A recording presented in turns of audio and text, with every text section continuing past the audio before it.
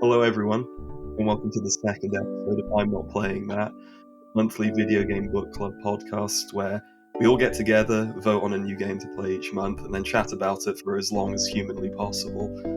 I'm joined this month, as I was last month, by Victor, Hello. Raf, Oh yeah. Ben, Hello. Kamal, Hey. and myself, Patrick. And yeah, so our game this month is L.O.L, Lack of Love, yet another Japan-only game, fan-translated. Came out in the year 2000 from the Dreamcast and developed by L.O.L. So not only do we have another Japan-only game, but we also have another game that proved the end of the development studio behind it. As with Planet Laika being Quintet's last game, this was very much L.O.L's last game before a lot of the developers and the names behind it went on to greener pastures, question mark maybe. Basically, if you played an interesting Japanese game between the years of 1998 and about 2009, then one of the Love Delete guys was probably behind it. So it was written by Kenichi Nishi, who I suppose people will most know for Chibi Robo at this point. Probably his most popular game in the West, at least in more hardcore circles. And it's also worth noting that the concept and the concept was written by and the music was composed by Ryuichi Sakamoto, famous Japanese film composer who unfortunately passed away. I believe it was earlier this year. So some really interesting names attached to this project. And of course, Love Delic as a studio, I think most people will know them for Moon Remix RPG, which got a pretty out of nowhere official localization, pretty recently. I think it was either last year or the year before that. And this was their third and final game, like I said, for the Dreamcast. And before we get into kind of the first cutscene and talking about the game in more detail, and obviously I think we'll talk about Love Delic a little bit more just in between, segments. Just want to give a shout out to the fan translators who worked on this project and are the reason that we were able to play it for this podcast. And that was Rolly. I hope I pronounced that right. Rolly or Rolly, who was the project head, and Rafagam, who helped with the translation and proofreading. But I think that's kind of the basic info surrounding the game. Like I said, we can kind of fill in the blanks as we go. But Raf, do you want to start with kind of taking us through the opening cutscene and kind of how this game introduces us to the world of L.O.L. Lack of Love? Yeah. So I think the thing to say about how it opens, it opens very robotically. Sort of, there are computers. It's futuristic. It feels like a late '90s interpretation of what the future would look like. We're in space. We see these starships moving about, but then we also see lots of error signs, lots of marks that we don't see many English words. We don't sort of know immediately what it means, but lots of red signals, probably a bad thing. And so we see this like relatively little robot from our perspective, and looking across these screens, and then we see them land on this planet. It looks nice and lush, no buildings, no civilization.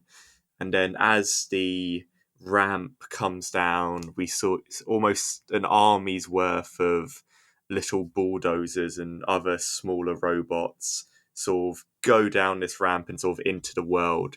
And you can sort of see like there's quite a lot that's about to change already. And then it says lack of love in big words. And I'll stop there before we transition straight into what happens next, because there's quite a shift from that opening cutscene into then what we actually do. Yeah, and I was just going to say one thing that I find interesting about the intro, or at least worth mentioning, is how misleading it is. Because Yeah. for a start, the aesthetic that it presents, the very sort of white, clean, future sci-fi aesthetic, is very different to pretty much the entire rest of the game up until towards the very end. It's also interesting that that is the aesthetic that is presented on the cover for the game and all of the marketing materials for the game I've seen. The front cover of the Dreamcast case is pristine white with lack of love written in nice sci-fi type, very similar to the type on all of the robots, ships, and machinery and such. And it's also misleading in the sense that, at least when I was watching it for the first time, I got the impression that the robot was perhaps the hero of the story and was on a mission for good, because you get the gist that he's on a mission to save humanity, which is technically true and is something which, as a human, I could kind of get behind. He was a very marketable looking little fella. He was very chibi, and yeah, it was only when he lands on the planet and you start to see some of his machines get to work that you start to question maybe if you're actually supposed to be rooting for this little dude as much as I initially was at the start. And that transitions us quite nicely into the real start of the game, I think. Yeah, absolutely agree with that. And just to add, just I loved his t-shirt energy, sort of just how he looked with his like little weedy arms. Just felt like he was sort of wearing a t-shirt, and especially when they just say lack of love, it definitely puts him at the forefront. And so it's interesting what happens next.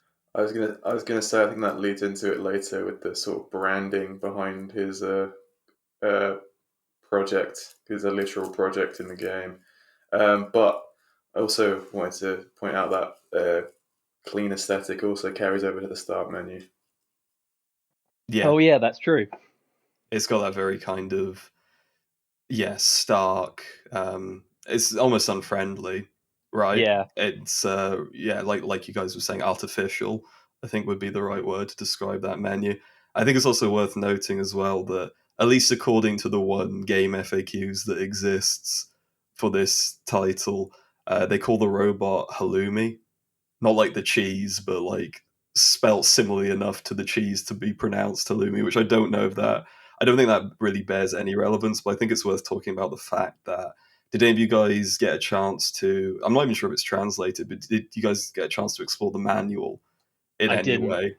No. Because I think it's interesting to know that within the manual, they do actually refer to halloumi as the protagonist, Oh, which that's really is, interesting. yeah, and it's very interesting in relation to what you guys were saying, is that the game almost sets that up to be the case, right? Like you said, Yeah, it's very rare for a game to open with a character and then not, basically that character takes the back seat, right, for yeah.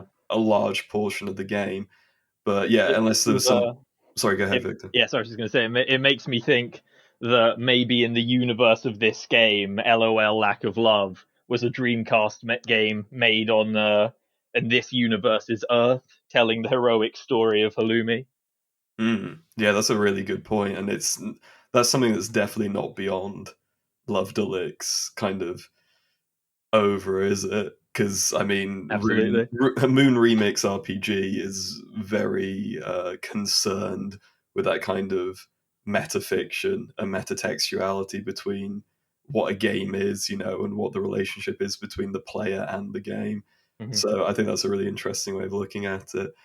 But I mean, I think just discussing that intro and discussing that introductory cutscene, we've kind of already set up the idea, right, that the actual game is completely different, something almost entirely unexpected, and plays more like, I mean, it's described on most websites and in most kind of English material as a life sim, I Yeah, that guess works. would be the correct word for it, or an evolutionary sim. Yeah, I was Nah, going to say probably nah. the As a second game in genre, that genre next to Spore, or perhaps even the first because it came out a I good decade prior. I would disagree with that, but we can get into it later. Well, okay, Oh, I can't wait. should we start then with talking about kind of the first things that you see past the opening, CG cutscene, and what we first see within the game in engine, which is the eggs, right, at the bottom of this kind of ocean, body of water. And this is the first thing you see, right? When you actually get into the game, and these eggs slowly rise to the top. And I don't know about you guys, but I was just kind of watching it for a while. I was like, okay, if I wiggle the stick, like I begin to bounce a little bit, and so the game straight away is kind of informing you of one of its central mechanics, which is this is a game that will not instruct you in any way. There's going to be no big text on the screen saying wiggle the thumbstick to break out of your egg, right? Yeah. You just kind of have It's to all assume and play around with a lot of these mechanics. absolutely, for better or for worse, all context cues. Yeah, Yeah, absolutely. I couldn't even tell if when I was moving, if it was moving in the same direction as I was moving. It was sort of. I don't think it Yeah, I was. don't think it does, no. Yeah. It's just kind of a canned animation for whatever buttons you're pressing or directions you're wiggling the stick. My experience, first of all, was that my controller wasn't calibrated properly, so my egg just rose to the top and then got eaten by a fish, and that was my The first exact game same thing over. happened to me. Yeah, lovely. Oh, I I didn't didn't even think know that was a that fail could state. happen. Yeah, Yeah. Yeah, if you That's get good. to the That's top and you cool. haven't mashed hard enough, then a fish just comes and chomps you up. That's an amazing opening, and yeah, very indicative of kind of this game's crueler World. elements. Yeah, it's kind of more unforgiving things. Because yeah, I mean, if you do wiggle the stick and break out of your egg, you start the game officially as basically you're basically like a little snail, aren't you? Yeah, You're like Yeah. a weird octopus-like little creature. a weird little tentacled being that's got kind of a nucleus on its back, kind of encased in a green orb. And then basically, I mean, I don't know if someone wants to take over from here, but it just kind of throws you out into the world at this point, right? And you are there to figure things out for yourself, figure out what the goal of Yeah. the game is. Well, I Yeah, think We do- someone should say at least the one cutscene you get at the At the beginning of start, this. You yeah, get you do one get to see that cutscene. guy, the other creature who is identical to you, walks up to a set of crystals, activates them one at a time, and then wraps itself in a web and gets bigger. And I think he walks away after that, right? Yeah, Yeah, I believe Yeah. so. okay, so Yeah. it does teach you at least then that you have to activate these crystals in order to advance.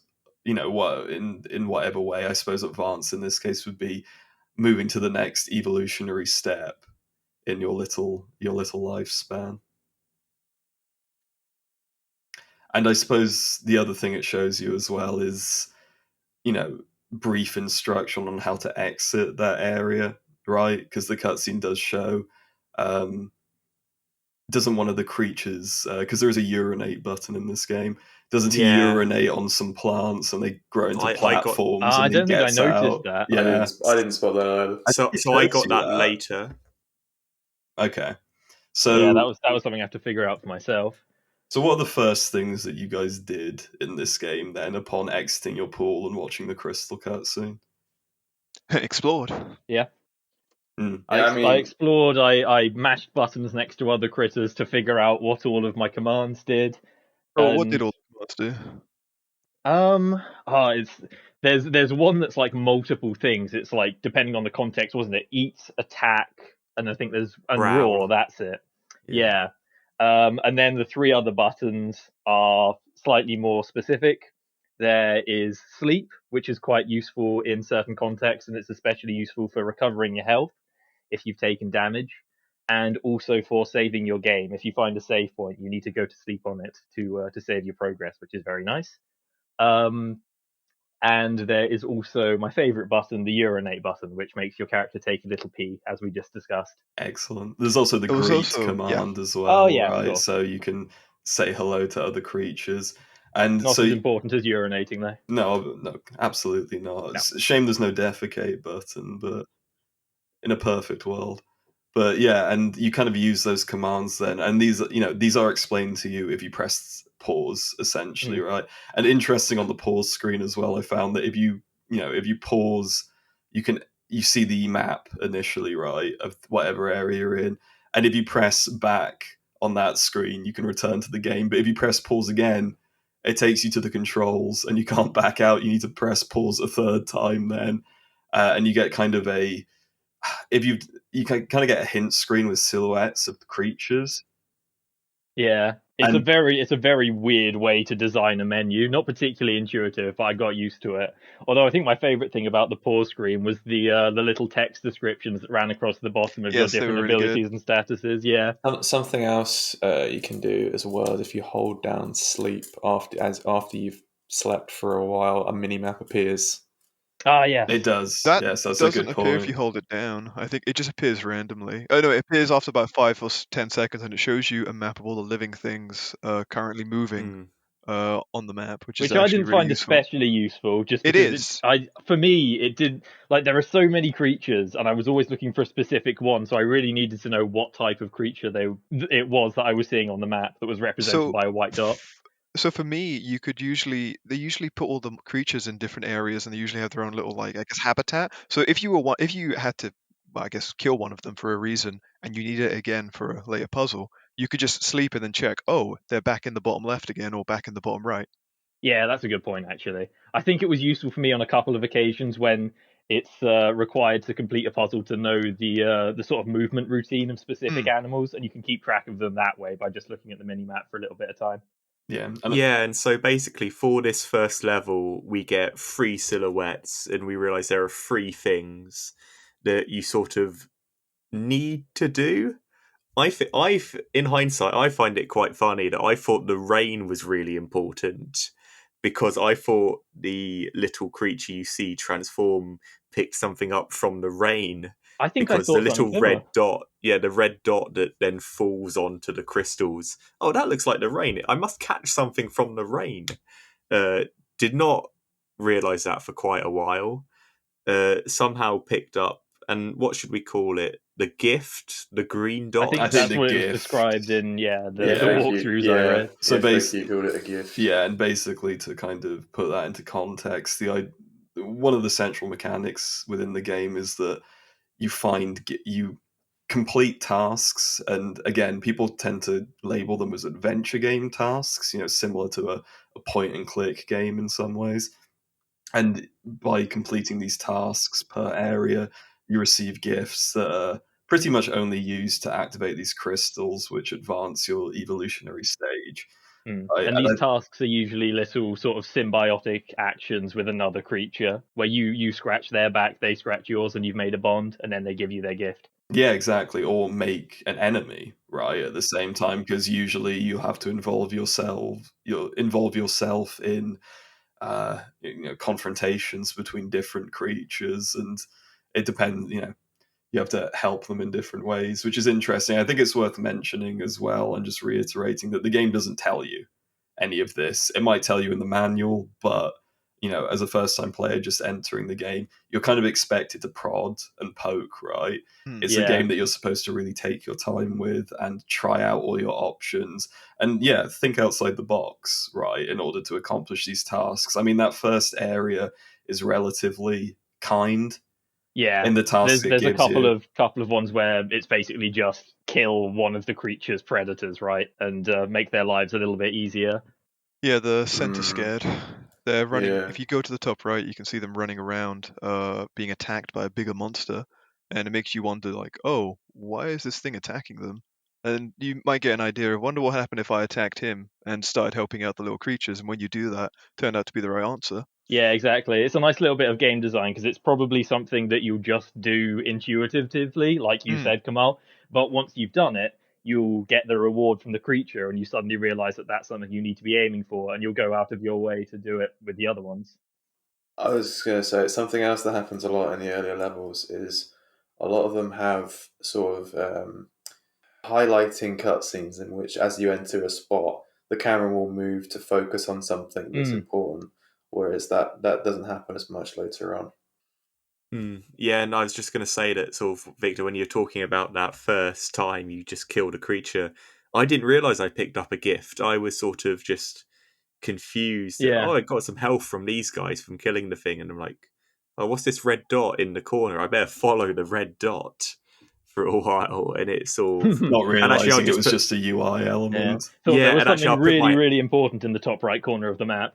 Yeah, and actually, I'll just put my hand up now and say that I did use a walkthrough for the first, intermittently for the first couple levels, but I found the crystals, but I did not know what I was doing, and therefore I did look up a guide Oh, and sort Uh, of discovered I also what did was. that from pretty much one creature into level one. My initial plan was to be that I would do that for the first level to see what the mechanics were, and then go from there. But I think it that's didn't fair. didn't go according to plan. Honestly, I think you know it might not have gone according to plan, like you said, Ben, but I think for especially myself, that kind of you not using a guide but having an idea of what to do initially helped a lot Yeah. with the game kind of continuing onwards, because you kind of get into the headspace, right, of what the intended things to do to advance are.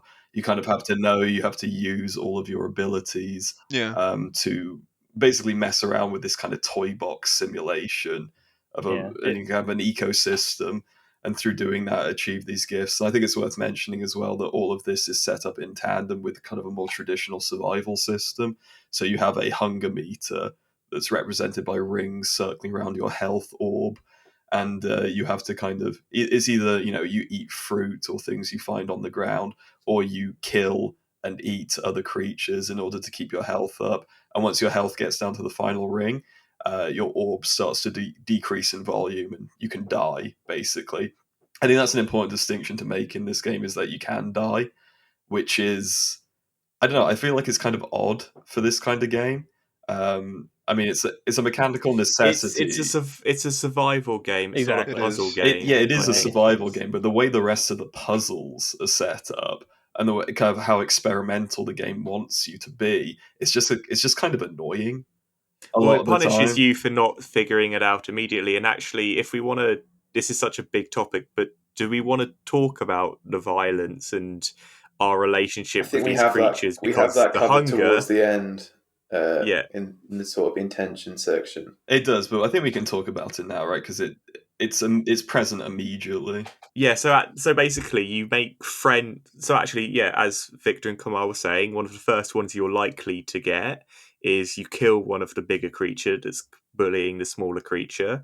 You can then eat that creature hunger, and you get some health. You can also kill the smaller creatures, mm, and actually, if you're spending 20 minutes trying to work out what's going on in this first level, you probably are going to have to kill the smaller creatures to eat and to live. yeah. And I think that is something that happens consistently across this game. It's very intentional. Yeah. I found that very interesting as well, because you would help out all these creatures, and then you would sometimes you would just have to, you'd have no food, and you'd have to kill them to then Yeah, not exactly. A die. creature that you just befriended. Yeah, and it felt very odd, but I guess you could argue that's one of the themes of the game, Yeah, I because mean, I think you're it's the meant to circle of question life, this. right? You know, That in too. nature, that's what happens. I I did think it was interesting that technically you're given a choice sometimes, because you don't have to kill them. There are vegetables growing on the floor, and you can eat them for less health, but it means that you don't have to sort of betray your, I guess, camaraderie that you've just made with this new thing. Because when you befriend them, so when you see them in the game, they have a red ring around them, and this can imply that they're either hostile or they're just indifferent towards you. And when you befriend them, it becomes green. And sometimes when you go up to them, they'll greet you using the same sort of bark or whatever that you use, and you can do the same. And they'll give you health back and everything. So it's interesting that you can then just betray them and just kill them for food because you desperately need it. It's a very Lovdelic move to make that an element of player choice that doesn't really affect the game on a mechanical level. Like, it's very much in their design philosophy to be like, okay, well, you have to make the moral choice yourself, right? And whatever reflection that is on the player is whatever reflection it is. It doesn't have an effect on the game, you know? Yeah, absolutely. And I do wonder, because we've talked about thinking time required, sort of like how that interacts with the hunger meter. And I do wonder if they kind of want you to play it again in a perfect run where you're not sort of needing to eat these creatures and sort of like be kinder I don't effectively. know if that's the intention necessarily, just because I think one of the game's kind of leading thematic elements is the necessity of chaos within kind of these small ecosystems. Hmm. Like, you're going to have to eat each other at some There's point. It's quite a there's nihilistic a view, but yeah, there's an honest brutality to it. yes, very well put. Hmm. That's interesting you say that, Raph, because pretty much right at the end of the game, literally right as the credits end, it says something along the lines of like, "Whoa, why don't you play again?" And it's very interesting to see that. Yeah. I think of note, on the survival tone, the game has a very unique game over message. It just says life over. Yeah. Hmm. Yeah. That's interesting. I didn't see life over until the very last level of the game. But yeah, Really? Did you not get a game over until that point? no, I did. We'll get to that at the ending, but Okay. there's a particular section at the end that screwed me over multiple times in a row. Yep, Really? So we all. I think it got a lot of us. yeah. I mean, maybe we should. So we kind of discussed the mechanics in kind of a decent amount of detail there, and about the thematic elements as well. So maybe we should talk about kind of how the game progresses from there, because Mm. obviously you start as this kind of almost amoeba-ish life form, right? That started at the bottom of this body of water. It's almost like a primordial soup, right? Because when you kind of Yeah. emerge into the first level, there's a lot of kind of, I guess they're slightly Cretaceous looking creatures. You know, it looks like early life, right? They look like ammonite fossils in a Yeah. lot of ways, kind Yeah. of. But does someone want to talk about the scale of this? Because that Well, is I one think of the things I think this game. that comes into things, doesn't it, as you progress and you kind of figure out. Yeah, because I think that's one of the really nice touches is that the scale's all relative. And so when you look at it in that first level, you don't necessarily think you're tiny. You think that sort of, okay, I'm small, I'm with these sort of insect creatures. But as you go on, you realize just how small you were up to a certain point. And then that's one of the nicer things I'm sure we'll get onto when we talk about the progression. Yeah, and the kind of the sense of scale that Lack of Love is really deliberate about, like you was talking about, Raf. Kind of that's a very key element to the game. That's kind of shown immediately within the move to level 2, or the second area in the game, where, like I mentioned earlier, you kind of see that creature urinate on the flowers in order to create platforms to get to a new area. And what is interesting is that once you've completed the 3 tasks within the first area and evolved using the 3 crystals, you yourself evolve into that creature. And the game's already taught you then, okay, well, this creature, bizarre evolutionary, you know, habit or chain is that it can urinate on these flowers to create platforms, and that's what you do in order to access the second area. And what you're saying about scale, Raf, is immediately the first level becomes smaller visually, right? As Mm. soon as you enter that second evolutionary phase. I really like that. Yeah, Yeah, it was really great. cool. And maybe we should talk about the aesthetics as well, because you touched on it briefly, Ref, when you mentioned the rain in the first level. Because I think one of the things that this game is really good at doing, there's a lot of familiarity. Like I said, kind of, you know, you can track the evolutionary chain based on the areas you go through, kind of starting in this very early primordial period. But is the game's great at looking very alien and quite confusing upon first Yeah, glance. the planet I feel could best be described as a mad jungle most of the time. Yeah, and it's kind of this mix of, you know, 3D polygonal models, but these kind of quite lush looking pre-rendered backgrounds that make up the majority of the level geometry. And yeah, the game's very good at, you know, almost confusing you at certain parts about what you I can wonder if climb on and that's what you can't. intentional. Ah, so this is the game does, for some odd reason, it will sometimes, when you become a new evolution, you'll have a orange dot Yes. on one of your controls, which means that you can unlock a new ability, but only for that evolution. And in the second stage, I believe about 10 or so minutes in, you will see a creature climb a tree, and then you will eventually learn through that to climb a tree if you help them. Yeah, that's really interesting because at the same time, while that is a mechanic, learning new, you know, learning new evolutions, and some of them even have physically manifest on your little creature, right? At the same time, I didn't realize that was really a mechanic until it's made very obvious by like halfway through the game. So it took me a while to be like, okay, I can climb that now, like just because I've helped the creature that could do it, which makes sense in this game's internal logic. But as a first time player, it just, you know, it felt like it was in line with the game asking you to basically mess around, you know, take Yeah, your and it's very time much with in it. tune with the theme of symbiosis as well, in the sense that you help a creature and it imparts its wisdom upon you, which helps you progress your evolution. Mm. And I suppose, you know, talking about the second level is where things get more, I think things get more violent. You know, there are fights breaking out within that first area and it's a bit of a mad scramble. But the second area is when you're kind of introduced to enemies that will just attack you, and there's nothing you can do about it, Yeah, and right? they're quite frightening. Honestly, some of the enemies in that second area were some of the most intimidating I encountered in the game, I think. I think Like about the big the fly weird, in yeah, particular. the The big big fly that wasp that jumps on sort of you from jumps above, down. and the bipedal things I thought were especially like uncomfortable. Yeah, the bipedal things almost have a robotic Yes, I thought the look. same thing. My first thought when I came across them was, oh, is this like a sort of flesh mech I can get into? And then it started moving and attacking me, and I thought, okay, maybe not. Yeah, I think that's an interesting point about the game as well. Is I mean, it's quite there can be a lot of creatures on screen at once, and they're all being simulated separately, which Yeah. means that a lot of times they just kind of jank out and stand around. And yeah, I was jump scared multiple times on my playthrough by going up to something and be like, "Is that dead? I can't Mhm. eat it," and then suddenly it springs to life. Which is, I suppose that's it's a cool effect, but I suppose it's a limitation of the actual Yeah, although I simulation. think it works to a certain extent as well because it kind of reflects the unpredictable way that sort of wild animals can act sometimes too, and like you have no idea what the typical living patterns of these creatures on this alien world are until you've experienced them firsthand, as you do by observing them. Absolutely. No, you're 100% right. And this, I guess going back to, because we talked a little bit about how the first area does have that cutscene that teaches you how to get to the next area. And this second area kind of has a similar thing, but it's less straightforward.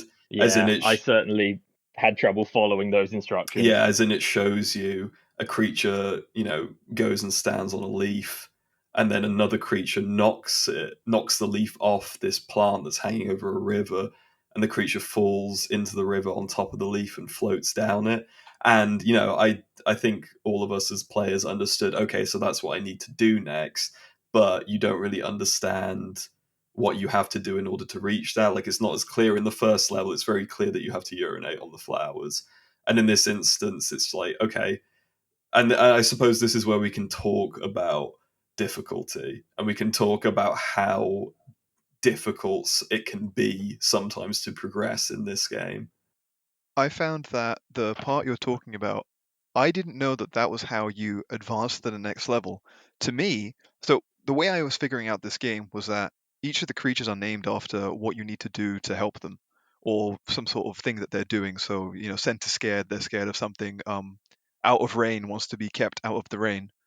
Uh, I think those guys were called Up the Ant Tree, which didn't make, which implied that you had to sort of go up a tree to help them, I think but the you I think couldn't the do issue that. is so in the FAQ we were using, some of them, uh, some of them, a lot of them had similar name. Like for example, the one that's called "Help Me" in the wiki in the FAQ is called Tasketeru or something, which is very close to like Taskete for like "help me" in Japanese.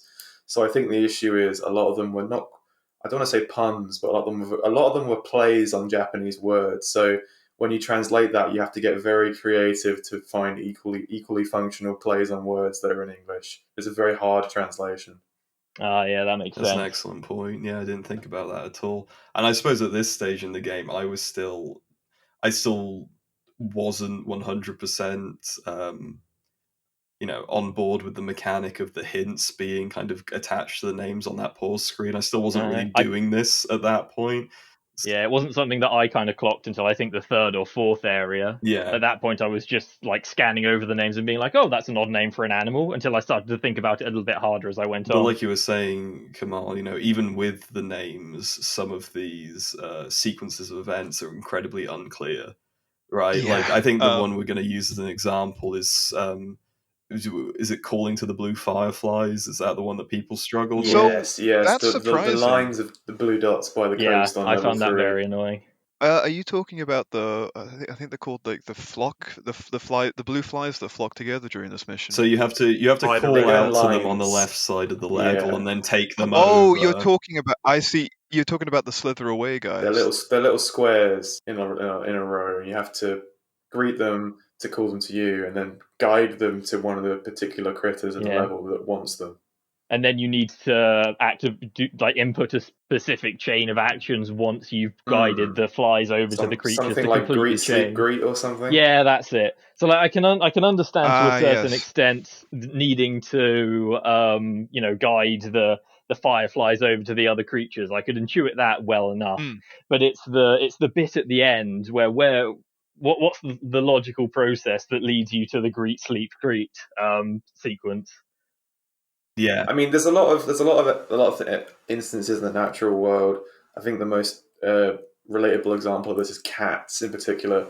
If a cat likes you and it trusts you, it will blink slowly at you to show you, Mhm. or like expose its belly at you to demonstrate that it's not like, it's showing you its vital areas, so that it's demonstrating that it's not a threat. I can see where the idea of falling asleep in front of it would kind of reflect on that, but it is quite a leap. I think Yeah, something that we should. I don't know if here is the best spot to address it. Um, is this game intentionally obscure? The thing is, obviously, from a gameplay perspective, it's a puzzle, and you want to talk to these creatures, and you want to give them what they want. So there's an element of, there's a goal and a task and a thing for you to do. But at the same time, I don't know if maybe this is too early to be getting into themes, but it seems like a lot of the game's set pieces and world design are meant to inspire a certain, like I said earlier, like a certain cruelty to them that's also part and parcel of the natural world. And I don't know whether or not the difficulty necessarily, the sort of large logical leaps in some of the puzzles is necessarily either is actually intentional and indicative of that theme or not. Yeah, that's a really good point, because I think we're getting into kind of authorial intention now, right, when it comes to obtuse mechanics, because I guess we're trying, in a way, to get into kind of Nishi and the rest of the team, get into their heads in terms of design philosophy, because there's the idea that I don't think anyone sets out to make something so obtuse. I mean, no, they do, they certainly do. People do set out to make things as obtuse as possible in order to create difficulty and create satisfaction in the people who can overcome it. In this case, whether that is purposeful is difficult to kind of understand, right? Because to the person who made it, that might make perfect sense, and they're trying to, they're trying to engage that philosophy with the people who play the game. Yeah, you do have to wonder what the playtesting experience for this game was like, if there was Yeah, one. well, I do wonder if it but existed actually, whatsoever. yeah, Yeah. because actually, I think, and we've like sort of mentioned this before, but I think it's really interesting. Sort of like, is this a survival game or is this a puzzle game? Like Patrick, you love a lot of these point and click games, and sometimes the difficulty comes from making something that is really hard to figure out, but you feel like an absolute genius once you Kind have. of, but you do have And the moonfish puzzles, right? Which is yeah, the the moon logic well, of Moonfish in all of it. particular is comes from the Hitchhiker's Guide to the Galaxy Yeah, game, where the puzzle is so ridiculous and has so many moving parts and nonsensical elements that it isn't satisfying, it's just annoying, yeah, right? and that's the thing. I think that's the thing. This is very much a guess about the creators, but I think they thought this made some sort of sense. I think creators are often quite bad at realizing they are experts at what they have created. If a creator thinks, "Oh, I think this is just about the right amount of difficulty," they're normally completely wrong, and actually it'll be very difficult to most people because again, they are the experts of their game, and I feel that sort of they really sort of assume a lot of these abilities and like the timing comes across in a way that we do not get enough feedback on a lot of what we do in this world, like which are the right creatures to, or sorry, once you found the creature, what is the right thing to do with them. And so yeah, I did find it quite difficult. I did stop playing after level 5 because I really wasn't on board with how it was going, and I'm slightly sad about that because lots of the nice thematic stuff happens later that I would have really got into.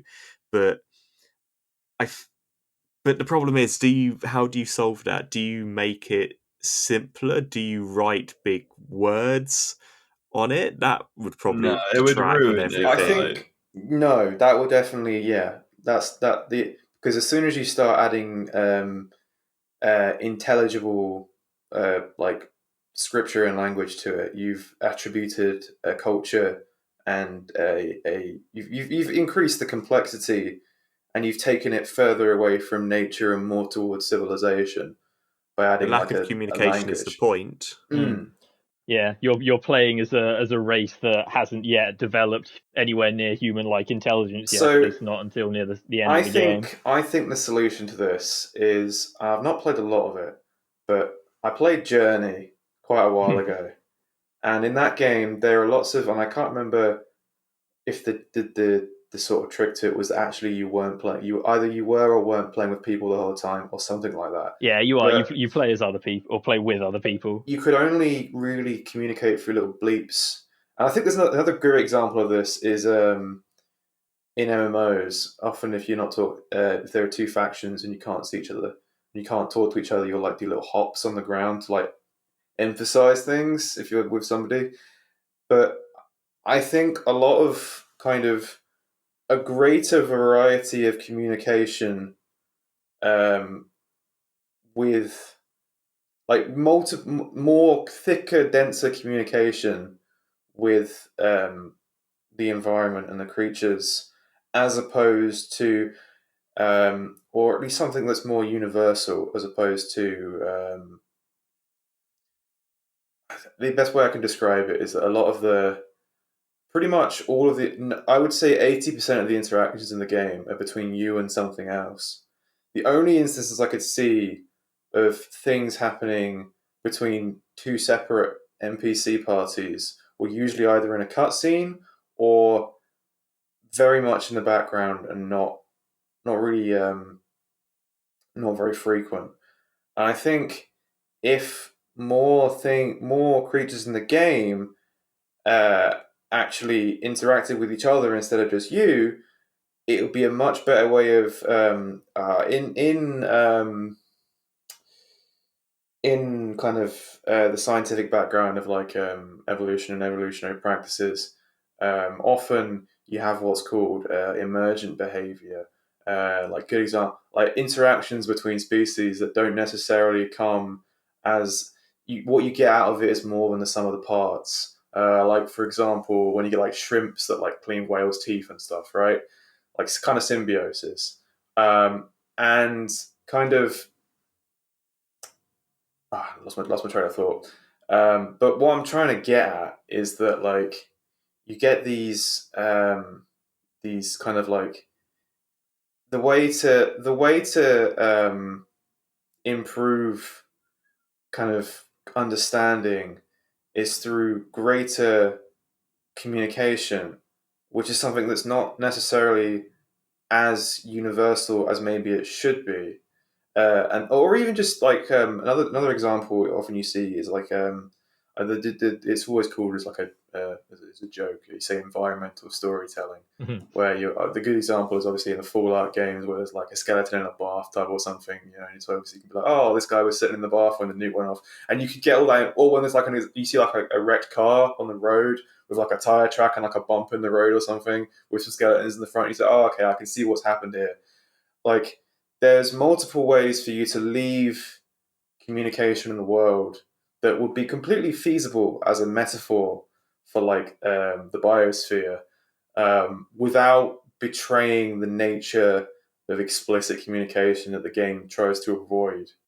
I think that's kind of the, for me, that's the missing kind of the missing link, as it were. So Ben, were you getting at the fact that you didn't really like the fact that your character, your creature, is the only one that interacts with other people, with For a other good creatures? chunk, for the majority of the interactions involve you, yeah.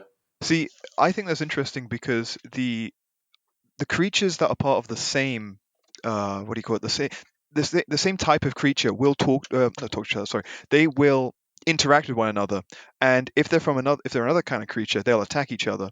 And I think that kind of makes your creature, and later on similar creatures to you, will interact with other creatures that aren't of their own species. And it seems like your creature is the one giving love as well. All I saw in that all those interactions are pretty much all the external interactions were pretty much all just attacking, and there were certain things that attacked and certain things that didn't attack. There wasn't any I guess I want to say depth to it. It was only your actions that really had any I don't want to say purpose, but meaningful Oh, impact on the environment around you. actually, I do remember there was one. There was one puzzle where somebody wanted you to play tag with them, and they will also try and play tag with other creatures. Oh yeah, that's true. But That was a really they nice little touch. but they seem to interpret it as an attack, and they start attacking them. Whereas you, the player, will most likely see, oh, he didn't hurt me. That's odd, and you start following him, and then it turned out that would be how to solve that puzzle. Yeah, but you never see that from the NPCs. They only ever attack. There's no NPCs apart from that one instance. There's very little anything out. You don't see a lot of NPC on NPC kind of Yeah, interactions. well, as a game released in 2000 for the Dreamcast, I agree that the simulation aspects are probably a little lacking. We'd see much more advanced AI Oh, and advanced interactions from games like I Spore, which yeah, continue no, this, I was going to say that could also be limitations with the actual hardware and how much you can obviously render on a screen, how many things you can do at once. Yeah, because I don't know, I think my hot take for this game and, the state of its AI and the state of some of its obtuse interactions is that as much as I have mixed feelings about some of these things, and as much as I did, if I had more patience and more time, because we're all busy people, right? We've all got things to keep up on. If I had the patience and the time, I'd love to sit down with this game and really just prod at it for hours. But in the interest of getting through it in a decent amount of time, I did use a guide for a lot of the puzzles. And Yeah. I feel a lot of yeah, us as did. much as I have, You I you think very much get the everybody did to impression some that extent. yeah, Mhm. yeah, you very much get the impression that the designer perhaps quite naively wanted this game to be played with the players spending like maybe 1 or 2 hours drinking in every detail of each Yeah. of the different yeah, which locations and really getting I to know think the is something to creatures. be respected. And as much as I It have is. mixed feelings about this game, I would not have it any other way. I am No, so I glad. very much appreciate that it's a passion project. It's a project that was clearly made with a vision, and that vision was Yeah, realized. absolutely. And I think that is the most important thing when it comes to, I'm going to use the word art here, is, being able to appreciate the rough edges of somebody else's creation, but appreciate at the end of the day that it is their creation. And it's very rare in Yeah, video games as well to get somebody's pure creative vision, because they're, at heart, they're projects made by, tons of people. I mean, I think L.O.L. Lack of Love itself had a team of about 63 people working on it, but it feels like such a Mm. pure distilled vision still. Nowadays, single uh, single issue almost games tend to be relegated mostly to sort of indie people working by Yeah, themselves. exactly. You almost never see that yeah. in AAA anymore, which I don't know if you call this AAA for the time, but it very much was like It was a a console pretty release, right? It was Yeah. yeah. published. That's what I mean. Like it was on a Yeah. console, on a major platform, and it had obviously lots of assets Yeah, involved and in I it. think yeah, exactly. Like in a lot of ways, it was very ambitious with the cajillion different character models for all of the creatures and the way they behaved, even if it wasn't particularly complex. The only Each example I can creature had think a of, specific thing programmed into it. Oh, sorry, go on, Ben. yeah, the only example I can think of vision of actual, directors where you feel like, oh, this is a person who has a certain style, and you can tell that. The only ones that come to mind off immediately are people like Kojima and Suda and Swery, all very, and even them, they don't publish anywhere near as much as prolifically perhaps as they used to, where there was very clearly a style involved, but you can attribute it mostly to that one person as opposed to a kind of collaborative effort.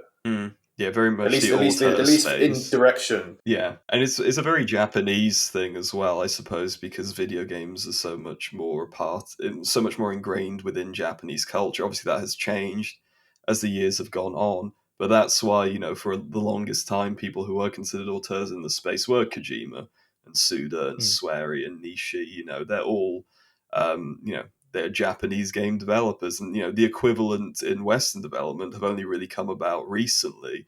It's only people knew who John Romero was and who Josh Sawyer was, but they've become even more popular in recent years. Of video games have become more widely accepted in Western media and culture. And on the topic of it being a very sort of auteur driven project, you can see that the director behind it, Kenichi Nishi, this is very much like within the through line for his sort of creative trajectory, where every single game that he's been involved with in a major role since, I think, has quite a lot in common with LOL. Do you So he want to worked list off on. some of his other works? This is like Yeah, a so as Pat said earlier, the thing that he's probably best known for is Chibi Robo, but he's also known for some more sort of obscure projects which, like Lack of Love, were trapped in Japan for a long time and have been brought to the West or are being brought to the West very slowly by fan translation projects. So there's things like Gift Pier, Captain Rainbow. I think alongside Chibi Robo, those are the main ones which I know him from, and they are all quite similar to Lack of Love in the sense that they're all kind of quirky social sims where you progress through the game by going through little quests to befriend and form a bond with a character, and then they give you a gift, whatever that game's sort of important currency is. So in the case of LOL, it's the actual gifts that let you evolve, and that progresses you through the story. So it's quite clear that he really likes making games where your character, where it's kind of an adventure game where you progress the adventure by forming bonds with people through little quests. Mm. And I think to a certain extent, the only other one of his games that I played in depth is Chibi Robo, which is one of my favorite games. But it does kind of feel like Chibi Robo is almost a version of LOL made for more mass market appeal, even though it didn't really succeed there itself either because no one bought it. But it's very much the same type of thing, but made a little bit more easier. The quests are all more intuitive. The characters have more defined personalities because they actually speak with you. So it seems like something that he genuinely has a passion for in his games. Absolutely. And I think those games in particular were probably a little bit more consumer friendly because of, Nintendo financing and funding them, and Skip essentially being a second party Nintendo developer at that point. These Yeah. were all Nintendo exclusive franchises and games. And I don't see Nintendo ever publishing something like LOL Lack of Love. Yeah, I'll tell you, LOL definitely feels to a certain extent like a game that could only have existed on the Dreamcast. It Absolutely. very much fits in with the Dreamcast's weird type of image alongside games like Seaman and Rez and that Very type of stuff. Seaman I think a adjacent, lot. yes. I think a Yes. lot of like director-driven products as well, right? Like Shenmue being with Yu Suzuki, Yeah. for example. There was a lot of very stylistic games. Exactly. Mm. Which is why it fucking sucks that it was Sega's downfall. God bless. And Love Deluxe downfall. And Almost like a Quintet's larger downfall. representation of this of Yeah. this, of Oh, this how did we style of let it art happen, being bros? unpopular in general. If only we'd released this podcast 20 years prior and the word of mouth would have gotten out as a It's result. true. Have you heard about this Dreamcast? It's interesting you said that it wasn't what did you say? You said that it wasn't a style on the Dreamcast at the time, right? You said that it wasn't popular back Oh, well, then. no, this game was not popular on the Dreamcast. No. Yeah. It's interesting because the creator also said that he thinks that if he had a chance to remake it, it would actually be quite popular today. He Yeah. thinks that gamers have sort of, I guess, I mean, evolved as a to enjoy this style, kind of game. you have things. I was gonna say you have things like Journey or like Stray or like a lot of games involving playing as a little critter and exploring a world much larger than Bit like you. Rain I World. mean, he may even Yeah. be speaking mechanically as well, because, the most popular genre, especially for PC games at the moment, will continue to be survival crafting games. And having survival be such a strong element of LOL, I wonder if he'd want to, expand on those mechanics and make it a mechanically popular game and not just you know, an artistic thing, which I think would ruin it Mm. personally. But I'm Yeah. also not a game designer, so. But I think let's keep things moving, shall we? Because we had a lovely long conversation there, kind of based around the stuff in level 2. Yeah, but just to jump in there, like all this stuff comes out like immediately. Like within the first 2-3 levels, you get all of this sort of like directorial intent and sort of the settings and the themes are already like there front and foremost, and you can sort of tell what kind of a game it is, and that's why it's been possible to jump into all of this stuff basically immediately while trying to discuss level 2. Yes, absolutely, because as the game, you know, I talks think about, there's the no game text, right? It's the game has two very clear halves, and the first half is pretty much exclusively concerned with this natural world and the creatures within it. I think primarily, and in sort of introducing you to them. I think. Yeah, and while I did feel like I got quite a lot out of sort of befriending the creatures in the first half, it was a bit of a relief to move on to the second half and find that it was a bit more straightforward from that point onwards. I want to just quickly run through the remaining three couple of levels for the first half. I was going to say I will be interested to hear what people's thoughts on the third level were, particularly if anyone actually engaged with the third level at all, because I know I skipped I think over I it. I know skipped it. Kamal skipped over Yeah. it. Yeah, so I guess talking about the third level, I mean, the third level, so the second level ends, right, with you've figured out how to climb the tree after getting that evolutionary perk from helping one of the other creatures, and you sit on the leaf, and the leaf gets knocked off, and you travel to the third level, which is basically kind of a maze made up of rocks, right? And as far as I can tell, there's only one gift that you can receive on this level, and it involves uniting two kind of flea slash mole looking creatures. One's in the top right of the map and one's in the bottom right of the map. So there's an extra gift you can get here. But mechanically, interestingly, Lack of Love does allow you to skip certain gifts. Some of them are optional. You don't have to get them all. You just have to have enough gifts to reach the next evolutionary stage. But should we also say that you can go back to previous levels while you're still in that I evolutionary don't know if form? some levels are I connected, don't think you can. like 1 and 2, I think, but later ones that tend to have cutscenes between them are obviously not necessarily. Yeah. So 4 and 5 are connected. Oh, are they? Oh, that's interesting. I think one and 2 are as well. Yeah, I think 1 and 2 are. Yeah, I definitely think it's to the game's favor that a lot of stuff is skippable because so much of it is so hard to intuit. It's a nice feeling to collect the gifts through encounters that you come across and just kind of click with you, rather than having to brute force your way through every single one by either following the animal around forever or resorting to a walkthrough. It was quite nice to experience organic instances where I came across a critter, got an idea of what I thought its deal was, and then by doing the action which I thought would be appropriate, I was proven right. And that didn't happen all of the time or even most of the time, but when it did, it was probably my favorite experience in the game. And I think probably what would have made the game an overall stronger experience is if there were even more animals and even more of them were skippable, because it would make the ones that seemed extremely obtuse a bit more forgivable, because if you didn't get them, then that's fine and you could just move on to another animal. Yeah, very much so. And I suppose, did anyone do the gift in level 3? Because I skipped it as well. No. So yeah. Didn't realise it was there. So Yeah, I think it's one of the few occasions where you kind of get unceremoniously booted out of levels. yeah. If I could stay there for longer, I probably would have tried to have So done if it. you have all the gifts from the previous level, you can go straight to the crystals within this rock maze and activate them. And the next evolutionary step is basically you've turned into a little dog with a dongle on its head, essentially. Right, is the next evolution at this point. My favorite evolutionary stage, He I was think. he was a It was Heckenborker. based off his real Yeah, dog. Yeah. Yeah. Oh, was Otto it? or something like that, right? Oh, that's really cool. Yeah, and That's nice. and this is where we were talking about scale earlier as well. I think this is where the scale is really revealed, because you had an idea of how tiny you were last time. There was footprints in the second level, right? That's something we didn't mention. If you explore the level, there's footprints with L.O.L. In the Oh, yeah. It's a very branded.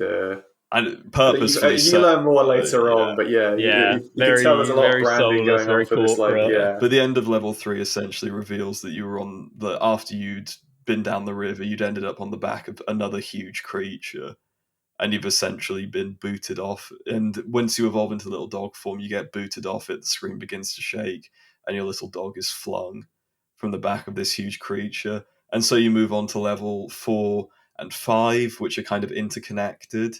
Um, and again, it's very similar in structure now to the previous levels, although 4 and 5 is definitely the game at its at its grandest scale in terms of actual playable areas.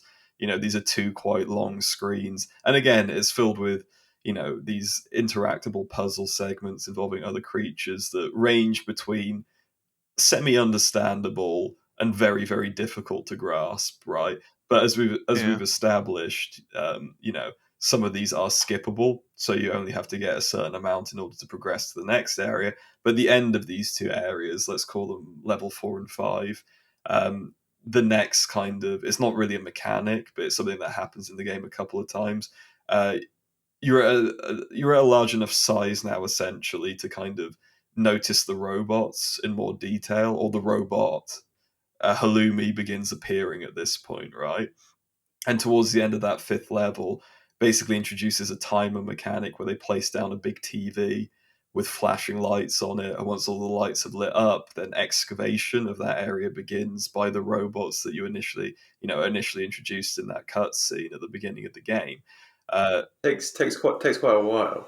Yeah. It takes 12 Yeah, it's minutes. Yeah, 12 I minutes. feel like probably at least part of the reason why it took so long is because Sakamoto wrote a 12-minute piece of music I was going to to say play as it you seems waited. very deliberately like that's a specific number. Yeah, Like, and I did I enjoy think that. that's I did the enjoy day that and night music. cycle. Yeah, no, it's very it was new. atmospheric. It was very good. And yeah. Yeah, so actually, can I put my hand up as the man who dropped the game immediately before this moment? What were you expected to do during the 12 minutes? I think you were expected to make friendships with more creatures, but there weren't very many I think creatures a lot. remaining. I think that triggers after, like, because I think that level they're about 4 or so, right? And I think Yes. that particular one triggers when you're in a section of the map that you don't get to until you've done at least 2 or 3 of them. Yeah, And then that one triggers after you do the one that's in that last area. So I think it seems to be implied that if there is any left, there's only going to be about 1, maybe. yeah. See, that I was only got one interesting. while the countdown was going down. Sorry, go on, Kamal. Yeah, there's only one left, and I think this part was actually, well, for me, I felt kind of, I guess, stressed because Yeah, I was thinking, oh, something is happening, and I still need to help this one last creature before something happens. And then you've got this music because the game is surprisingly quiet. A lot of the time, you get a few musical tracks that are about a minute long, but it's mainly just silence and creature noises. So when you got this 12-minute track that keeps on building and building, and you see this one creature that you need to help, you're trying to think, oh God, how can I help this thing? Because something is about to happen. yeah. I just thought it was the game over timer. I thought if I hadn't done something by the Yeah, time that too. it ticked down, that was going to be it. And I mean, I continued thinking that when the bulldozer came along and I was running away from it.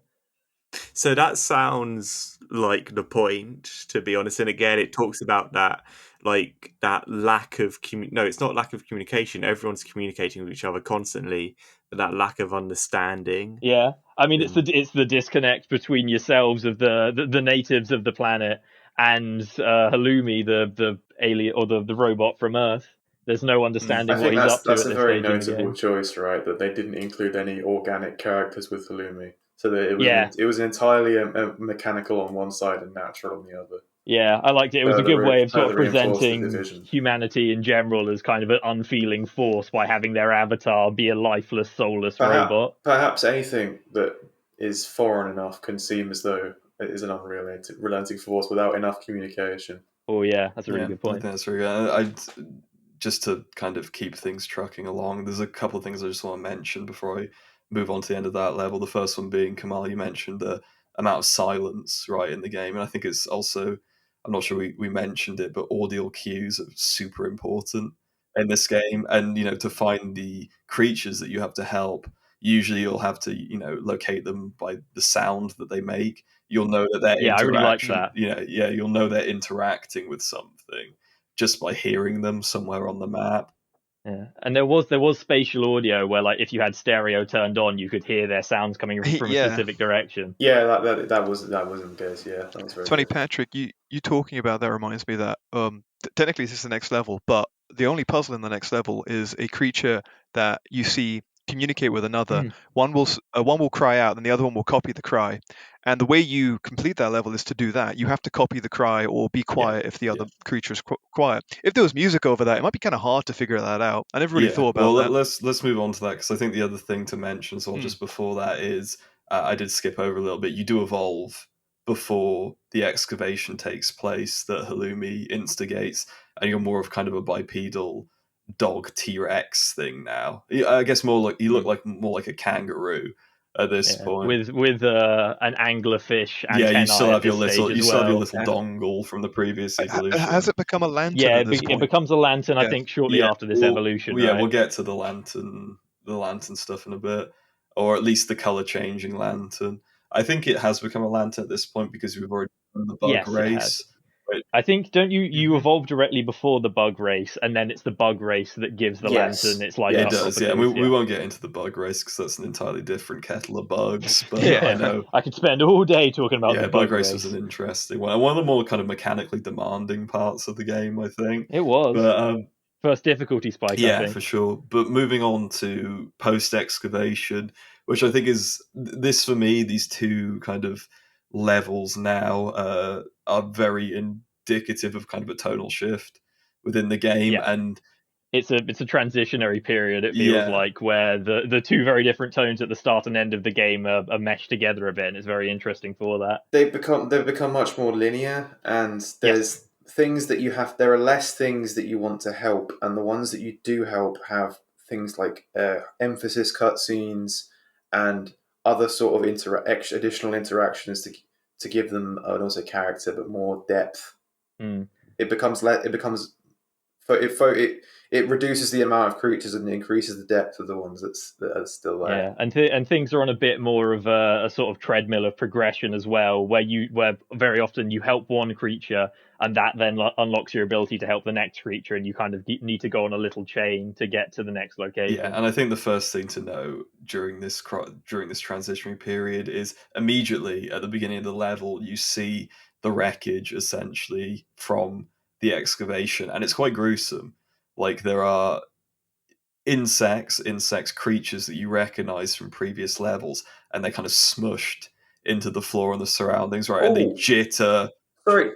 Speaking of that, there's a really good scene that we've missed at the start. There's a part where you get caught in a spider web, and it looks like your creature's about to get eaten, Oh and yeah, then Halumi's foot comes down and yeah. squishes it I completely. don't think it's even I'd totally Halumi's forgotten about foot, that. is it? I think Or it might be just one of the Halloumi robots. falls and squishes it with their head, which is I took that as a slightly comic moment, as you know, as kind of, Yeah. Yeah, It's also the first time it gets like completely just confirmed that that's the size scale. Like we talked about the mm, footprints earlier. yeah, But actually it's the first time you see Halloumi in yes, and it's world. kind of comedically brutal, right? It's just like you were definitely, your little creature was definitely dead there. It's caught in a spider web, but by sheer chance, sheer Yeah, coincidence. it doesn't feel like you've been saved. It just feels very much like you happen to be Yeah, the and one that I think didn't that's quite die. funny. I think that's quite humorous. But yeah, this transition to the next section is not humorous because, like we were saying, these kind of twitching corpses of creatures that you've previously interacted with are all around you and have been,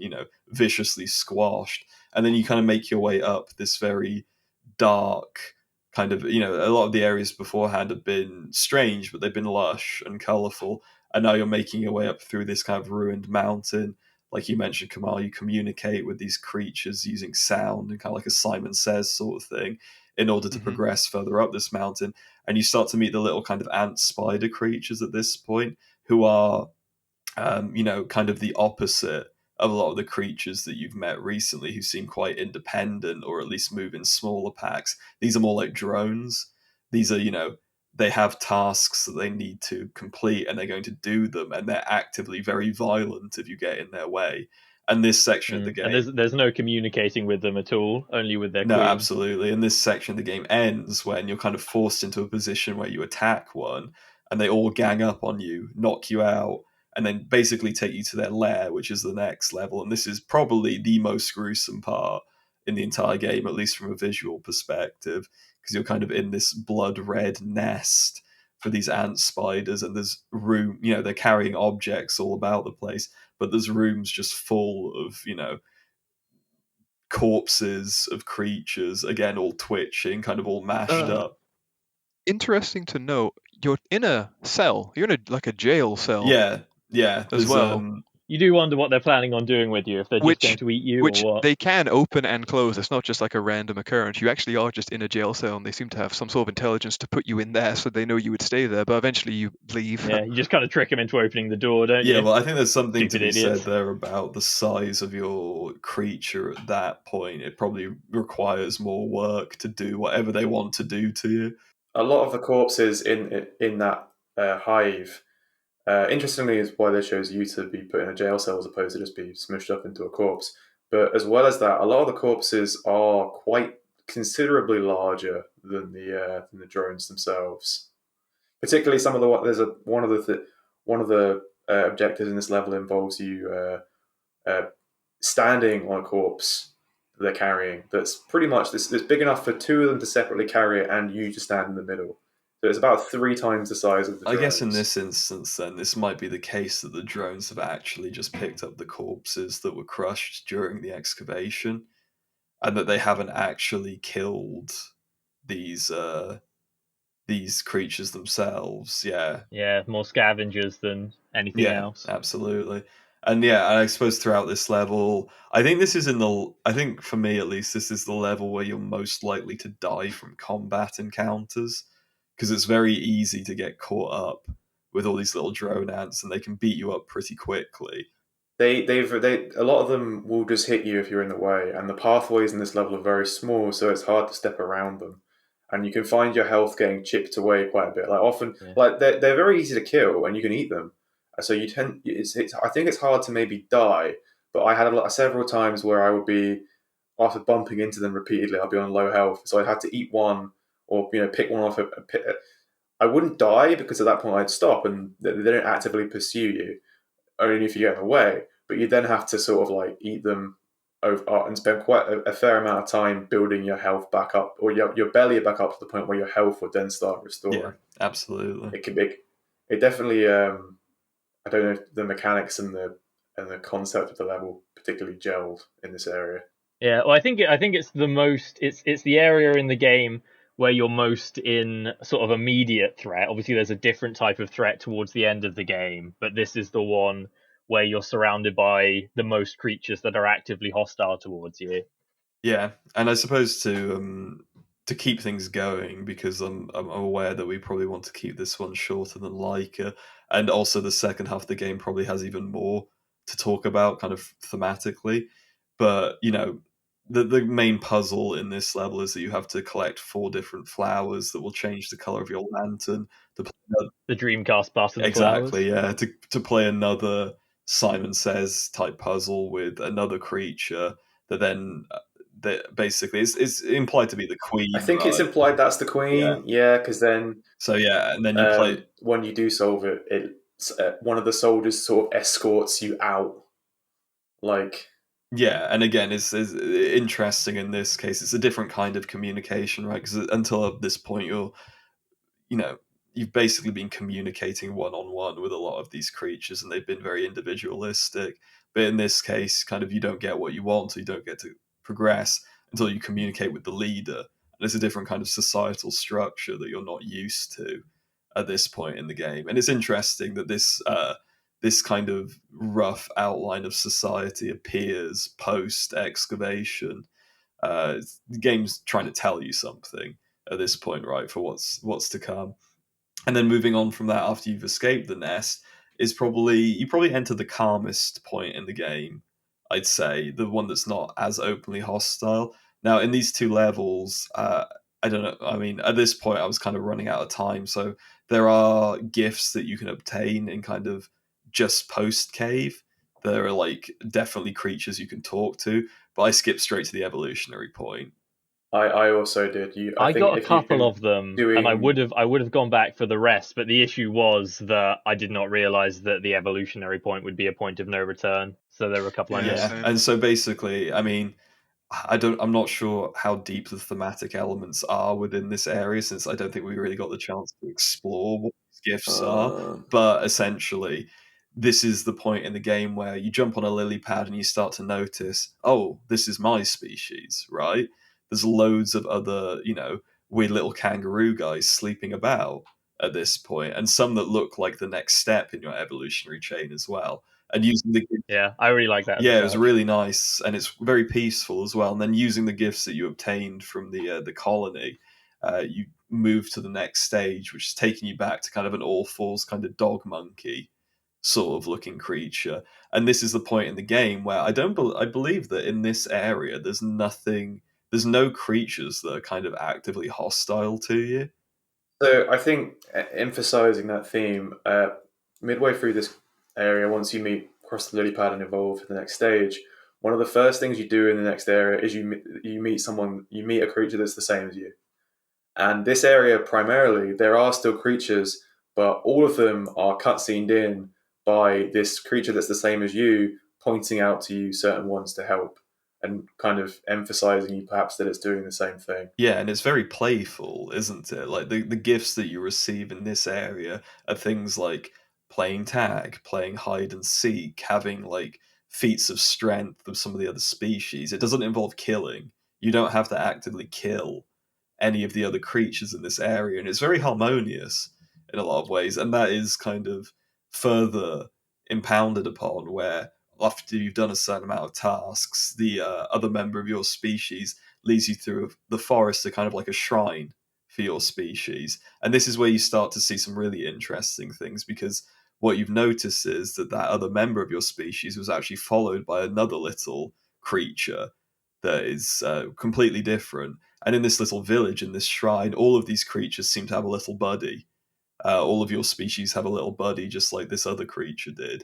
And these creatures are worshipping at shrines. Some of them are mourning the dead, and you can just kind of explore this for a little bit. I think this also serves to drive further because this is the right before the turning point for the second half, second last section of the game, and I think this harmony is also very much uh, seems like it's been hammed up a bit here to further emphasize the contrast with the bits that are to come in terms of like the civility and the kind of pleasant interactions between species that haven't necessarily been around earlier in the game.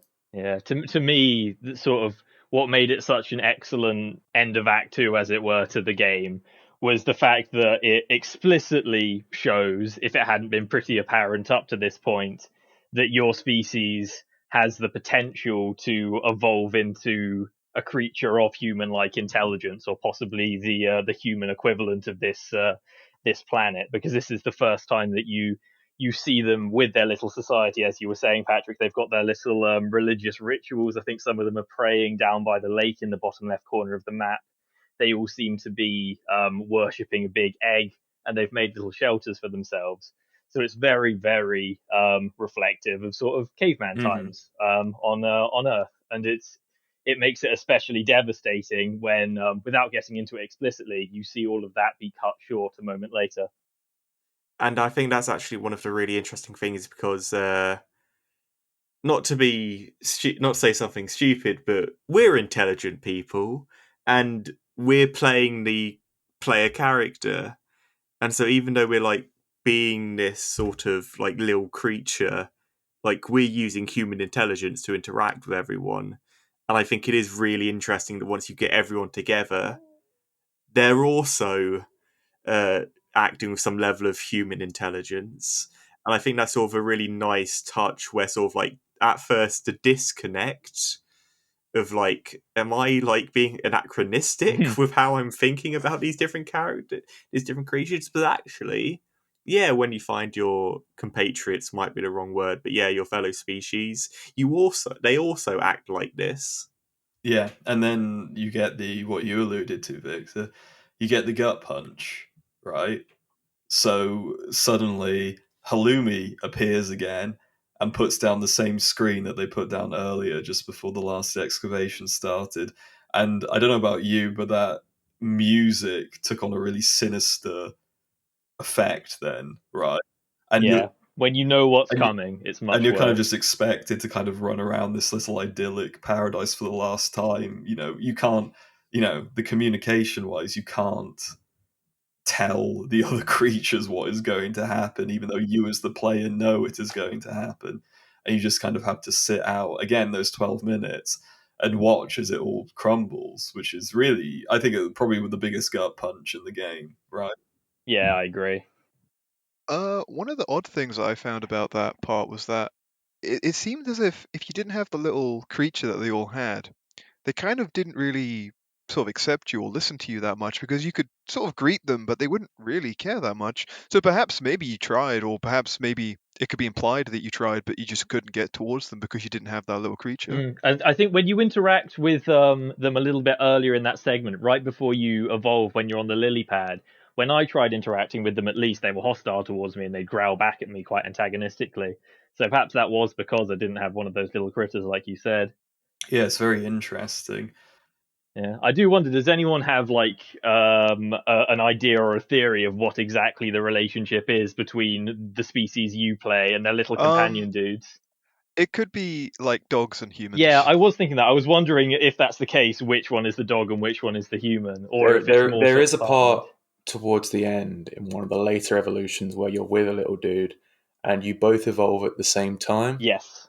So yeah, that is interesting because I suppose I didn't think about it in kind of that literal sense. I thought about it more as, okay, well, this is just proof that cross species relationships are beginning to appear, and that there is some sort of, you know because you've been helping out other species as you've gone, but this is the first time you've seen two separate species coexisting so naturally. Mm. And I think it's just proof that, things in this world are beginning to advance and evolve, right? We're now reaching the stage, we could reach a stage where all these species could, to a degree, live in harmony with each other. Yeah. Yeah, they're advancing by sharing the love. Of course. And then, yeah, Halloumi comes and ruins it all, obviously. And Fuck him. this is probably the biggest shift in the game, is basically after everything is excavated, and you see a pretty horrendous scene where like a little tank unit comes by, and it's about to crush one of your species that's already dead, right, and being mourned. And your little character, outside of your control, jumps in front of it to try and save it, even though it's dead, which I thought was quite moving. And then you get crushed and, messed up essentially, but then you're carried off by two of these digger units, and the next level takes place in an enclosure, a kind of sci-fi enclosure created by Halloumi and I suppose the L.O.L force. And you're in this enclosure surrounded by other species that you've met previously. Some of them are new, I think, but you recognize some of the ones you've met previously. And I don't.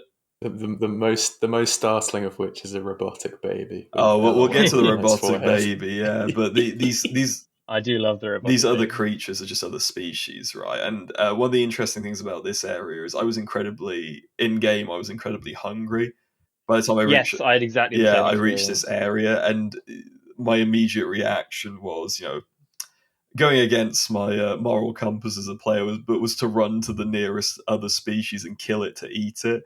But you can't, because you get punished by the guard bots if you attempt to do that, and they knock you back. And Yeah. so what you're forced to essentially do is eat the dung left behind by other species. It's incredibly Yeah. Oh, demeaning. no. You can eat the dung, and then if you hang around a little bit longer, then they Yeah, drop artificial they food for you, feed Yeah, which I you. think is almost equally as it is, but demeaning. the thing is that you have to wait for them to do that, and if You you're do, yeah. I was the same. I had to eat the dung yes, and that first. is really, really, Mm. sets the tone of this kind of area. And then, yeah, as you wait, kind of the bottom portion of the map opens up. There is a robotic baby involved, but we'll get to the purpose of that later.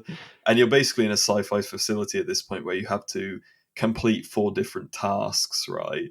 To, I don't know, prove that you can move forward in this weird sort of experiment they seem to be running on all these creatures within the facility. And this is where the game probably gets, probably has the clearest mechanical intention, is that for the most part you basically And solve block puzzles. the clearest narrative intention as well. I Yes. think like at this point you're Yeah. very much in linear areas, doing things to achieve goals as opposed to more open, kind of like Yeah. checklisty style And we're essentially in levels. the last hour of the Um, game at this point as well. it's worth noting I think that they use a baby to represent something simple that can teach you, that it's effectively showing you the lowest level of cognition of their species Yeah. to see Yeah. if you Is can match are that. any of these animals equally intelligent to a human baby? Is the question they seem to be trying It's to very answer, right? demeaning, right? You feel, I don't know, it's a really horrible, sterile part of the game. And I think that really pushes it home. I don't think we need to go into the block puzzles particularly. They're just block puzzles that you have to solve to kind of, essentially they're testing if you have the mental fortitude to be considered worthy of living to an extent, right? Because if you fail any of the puzzles, you get to see what happens to the rest of the people who fail. Yeah. Yeah, Victor, would you like to explain what happens when Yes. you So fail a so as basic block puzzle? Yeah, so as somebody who failed the block puzzles multiple times, I swear not because I'm a big dum dum, but actually because my controller was acting up, I promise. What happens is the first time that you fail the puzzle, you get taken into what seems like a sort of prison cell area with a bunch of other starving and dilapidated animals. And you get dragged along by a robot to what essentially looks like an operation table where a drill descends towards your head and it appears like it's going to lobotomize you until your good friend Halloumi, the robot, steps in and says no. Well, not says, but it's suggested that they pause the procedure and give you another chance. And so that process goes over a few times. But if you fail 3 times in a row, then you're back on the operating table, and this time Halloumi doesn't step in, and that's a game over for you. So it's very much hammering home the fact that from the perspective of the L.O.L project, if your creature is not exhibiting the appropriate levels of intelligence, then it is expendable on whatever weird experiments they're conducting on the other It's animals. horrible, right? Because you also see the other species in tubes, essentially, that have failed. Yeah. And like you said, it's basically, you know, are any of these species actually worthy of life based on, Mm. based on our preconceptions of what a notable life I should think I be? think also should be to note that the final test, um, is after giving you a sort of basic explanatory cutscene about what the robot's doing. It's effectively trying to terraform a a new planet for these for what is assumed to be humans, Yeah. that like polluted their own to death, basically. And after showing you this, the final test is a simple binary choice between the human baby robot that you've previously seen and the species that is the buddy species to your current species, both of which are presented under spotlights. And we And did all if pick you the choose buddy your first, buddy right? species, that's the one closest to you that you would think to choose, you would fail this test. Mm-hmm. And the objective is to choose the baby over the effectively. This is the kind of the crux of the second half of the game, in it's that distilled down to a decision of, do you choose to, will you help us, or will you side with, the Yeah. Will the you will you will you other stand creatures with of the your planet? species in this captive prison that's been created for you, or will you bend the knee to humanity for a better chance for yourself and yourself Mhm. only? Yeah. And can I ask a question about that? Mm-hmm. Is that, do you feel the robots win in this game? Well, that comes Not No. the about very that No, end. comes no. about in the ending, right? So Yeah, that's very that they don't win. Yeah. yeah. Quite clearly So maybe we described. should go. Maybe we should, continuing on from that point, right? There is a brief section of the game where you're basically placed in a hotel with two other species that you assume have passed the test, right? Mm. And so I thought this is, it's humorous in a very sick way. It's a black comedy at this point where you're going through, you're basically going through human routines that are incredibly, you know, just Yeah, like there's a shower cubicle for you, Yeah, isn't there? you're It's like, why would pantomiming. one of these prehistoric creatures ever need to Well, use you're one of these? pantomiming human routines, right? At this point, there's a Yeah, bed that yeah. I hadn't thought of it that way, but yeah, you're there's a right. Yeah. bed that you sleep in. There's food in a tray that's delivered to you. And the two other species, like you said, there's a shower room and a bathtub room. And one of the creatures can't even shower itself. It has to go into the bath. You actually get a gift point if you press the shower button while it's standing under it because it can't do it Oh, is itself. that how you do Yeah, that? Oh, I didn't figure that one out. There's also two desks as well, which seem to imply some kind of like human-like work that they're going to be Yeah, well, I made to think do. don't you make friends with the other one by kind of humoring it as an intellectual by talking to it when it's sitting Yeah, at that desk? Yeah, and I was going to say the other interesting thing about this setting, or disturbing as well as interesting, is that if you look around and go up to the top floor of this of the building, you can find Halloumi destroying the crystals which give your species the power to evolve. So it's very much him putting a deliberate and abrupt end to the progression and evolution of life on this planet. yeah, it's nasty stuff. It's again, it's kind of bleak, very bleak outlook. And at this point, you kind of wonder how things are going to pan out, right? Mm. So the whole point in this area is if you didn't have enough gifts previously, you can help out your two species buddies, and there are crystals in that room, and you evolve to the next step. And I think the most interesting thing about this evolution in particular, you grow larger, but you kind of grow more rotund and unwieldy, and it's Yeah. kind of the implication that through this pampered lifestyle, you've become a worse version of yourself. My absolute favorite thing about that is if you go on the pause menu and look at the new description for your character, he's described as a city boy. I didn't catch that. That's absolutely amazing. Yes, it is. Brilliant. But yeah, you're this big flabby city boy, basically, right? At this point, you're slow, you're unwieldy, and you have to kind of make the conscious decision at this point to escape the facility. Now, this is the really is the final stretch of the game, right? The final, like, depending how long you take, 5 to 10 minutes. Now, I want to know because there's two different ways you can tackle this. Uh, there's the actual way you have to go, and then there's the other way. Did anyone go the other way that leads towards the city?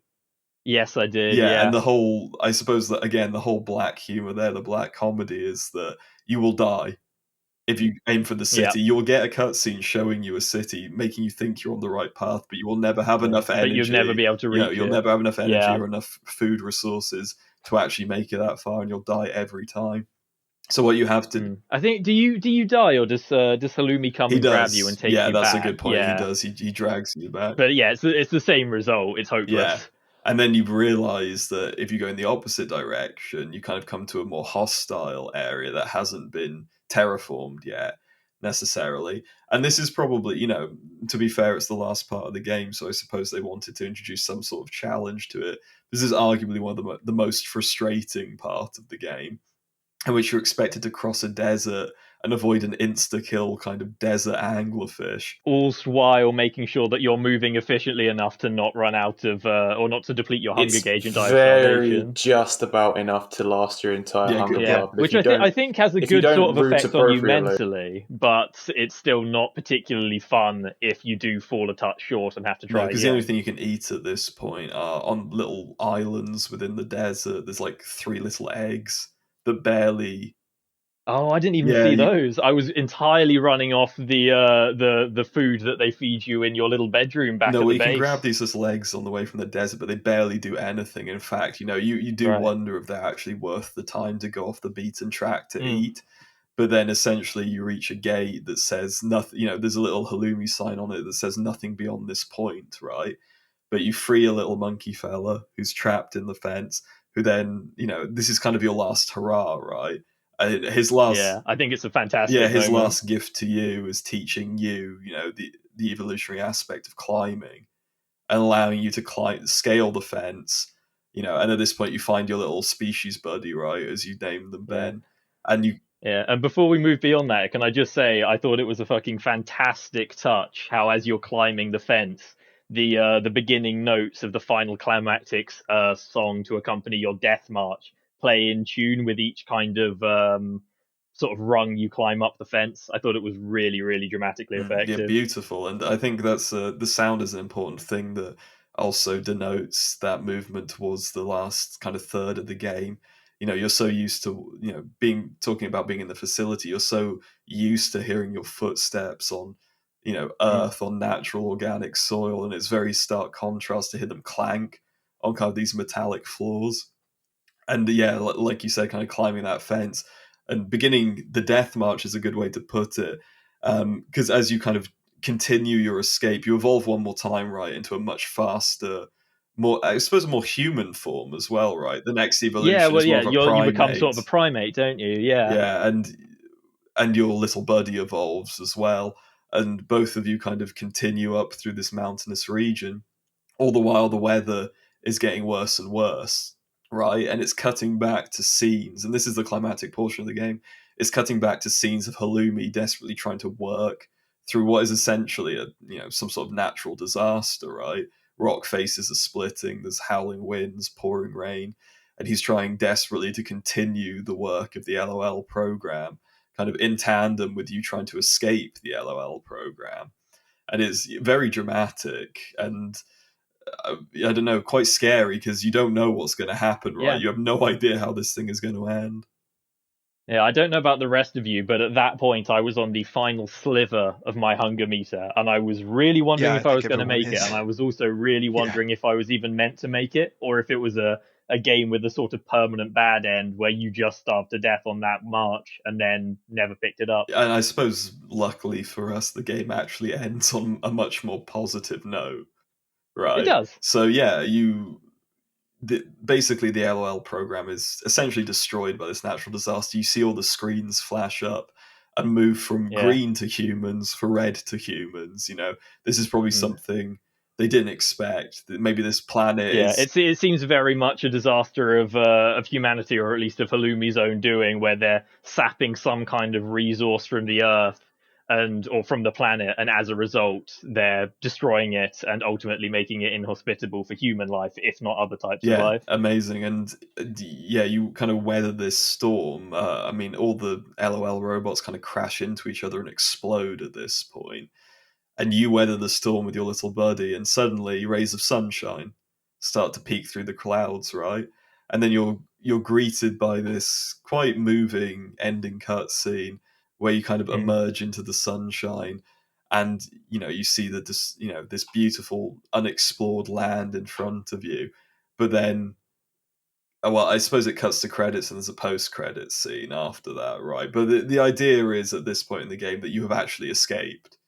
You are returning to what may very well be a unwelcoming, hostile environment, but it's an unwelcoming, hostile environment free from any sort of corruption or any sort of kind of, I don't know, ill intent. I mean, I guess the human intent isn't ill in that sense. They think they're doing the right thing, but they're very clearly not. Mm. I think I'd describe the human intent in this game as selfish rather than outright Yes, evil. absolutely. And then kind of the nice little, I guess, cherry on top is that post credits, you see that Halloumi has actually survived, right?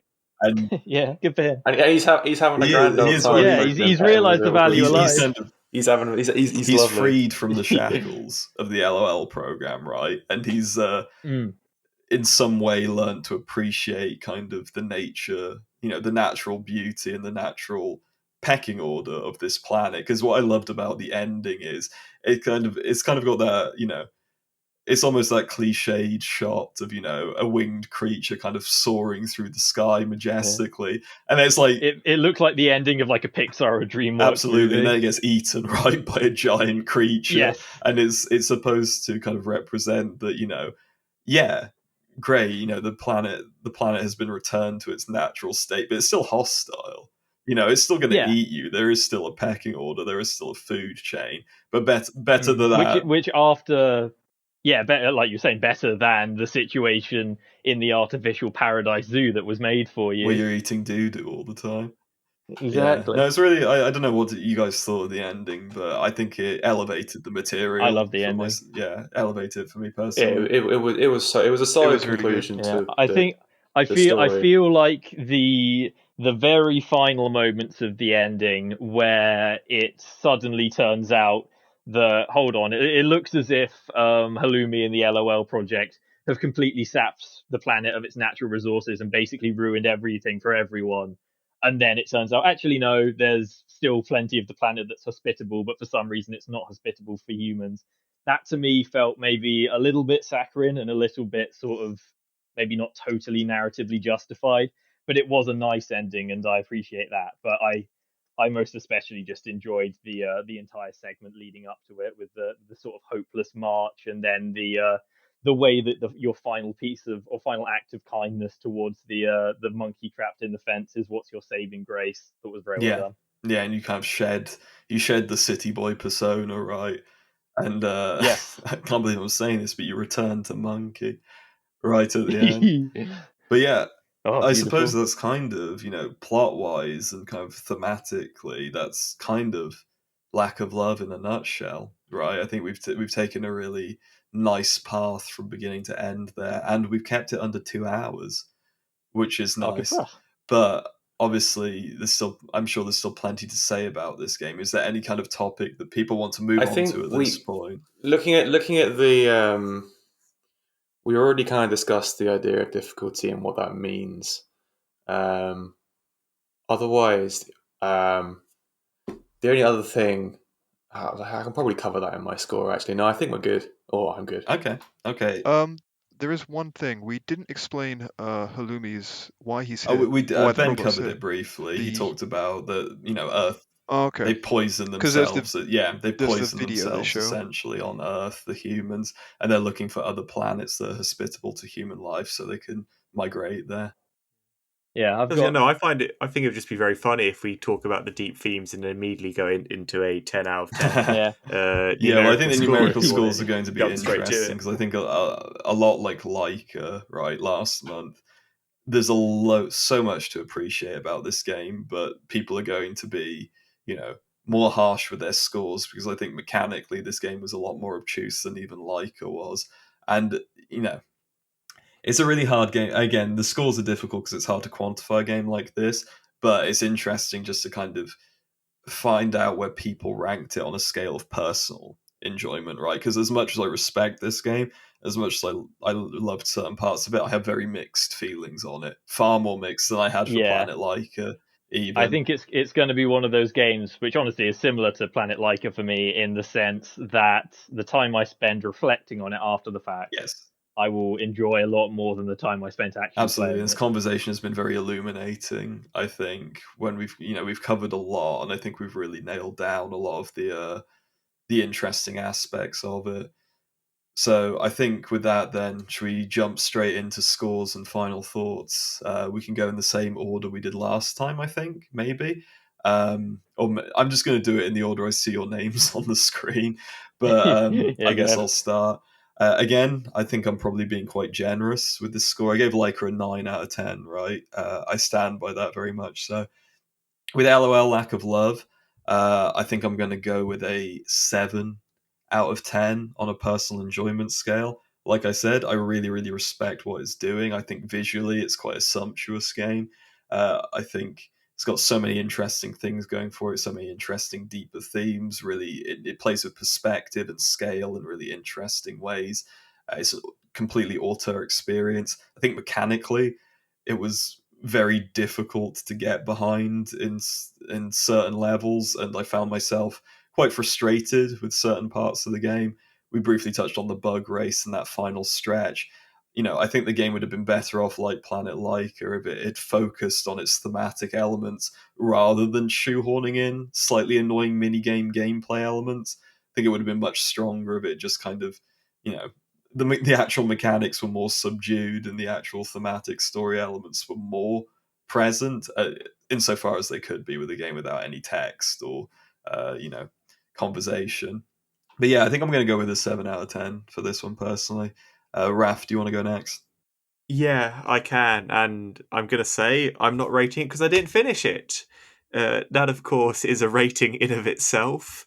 I think, and like the reason I showed up to the podcast is I really did want to hear what people said because, as you've all been saying, it is a game which touches on some of the most fundamental themes of life. And I do love the idea of a game trying to do that, a game without dialogue, a game which tries to cover such sort of important topics. And as you were sort of mentioning earlier, like the fact it's got a console release, even if it was just in Japan, is brilliant. That's lovely. And it does speak to what like the hope there was for sort of big budget video games in that Dreamcast era, which is really good to see. I can't give this a rating. I didn't finish it, and it did annoy me too much. And I think we could have a very long conversation about sort of gameplay getting in the way of themes. But this is a game where the gameplay was the themes a lot of the time. So I am slightly sad that I didn't get to this second half where all of this interaction with the robots, with your species, with other species in captivity was at its richest. But It's I'll very, stop very there. noble of you, Raf, not to give it a score, because I imagine it would have been sub 5 if you did, and I would have had to have cried myself to sleep tonight. Did finish 0 out of 10. All No right, opinions. Ben, do you want to go next? I'm giving this a 5. The problem I have with it, obviously, I'm not a big fan of puzzle games. I'm not a big fan of thought, but that aside, obviously, that can be it can be very sometimes incredibly like indirect, and I think that's something that often we do as a brain thing. Like you see it a lot in organizations where it's like if you're writing a guide for somebody else, um, it's a very common like psychological brain thing to assume someone has the same level of knowledge as you do. And with a very creator driven piece, you can often have like, again, we covered it earlier, that you don't, Raf mentioned it with creators don't realize how close they are to the work, and it's very hard to, when you're designing a solution for a puzzle, that it's only something that you would have thought of. But in terms of the main issue I have with it is, particularly in the first half, it has a very big kind of thematic clash. The game itself is called Lack of Love, and the implication is that you build up this rapport and this camaraderie with these creatures throughout the whole game, and that's the kind of core of the system of the natural order that you live in. And at the end of the game, you choose that system over the humans. But the issue is, um, you have all this brutality of nature and kind of purposeful opacity that takes place in the natural world. But the problem is, it makes it, for me at least, very hard to perhaps not empathize, but perhaps kind of, empathize. There's not a lot of world building as there is kind of very limited communication, and that's fine because that's like the world itself. But then you have to actively choose that world later on as the story. And the idea of camaraderie and building connections and how that can be, you know it is what I'm getting at is that there's a big clash between the nature itself being harsh and then the idea of actively choosing this chaotic system, and sort of like wanting it as opposed to what comes later. And between that and the fact that I think the evolution aspect of the game is very like underutilized. Like it's entirely one long chain of one creature to the next.